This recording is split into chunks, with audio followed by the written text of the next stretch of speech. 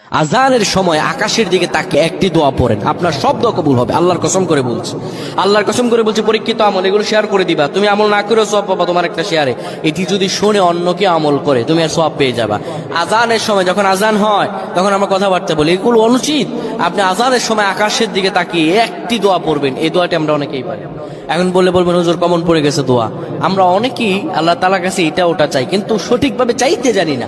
সঠিকভাবে কোনো ব্যক্তি যদি চায় আমার আল্লাহ তাকে দয়া করবেন। আল্লাহ বলেন, বান্দা উদউনি আস্তাজিব লাকুম, আমার কাছে চাও আমি আল্লাহ সব দিয়ে দিব। সুবহানাল্লাহ। এমনি যখন আপনার আজান হয়, আজানের সময় আপনি আসমানের দিকে তাকান, তাকিয়ে আপনি বলুন, পড়তে থাকেন, আল্লাহুম্মা আনতা রাব্বি লা ইলাহা ইল্লা আনতা খলাকতানি ওয়া আনা আবদুকা ওয়া আনা আলা আহদিকা ওয়া ওয়া'দিকা মাসতাতা'তু আউযু বিকা মিন শাররি মা সানা'তু আবু'ু লাকা বিনি'মাতিকা আলাইয়া ওয়া আবু'ু বিযানবি ফাগফির লি ফাইন্নাহু লা ইয়াগফিরুয যুনুবা ইল্লা আনতা।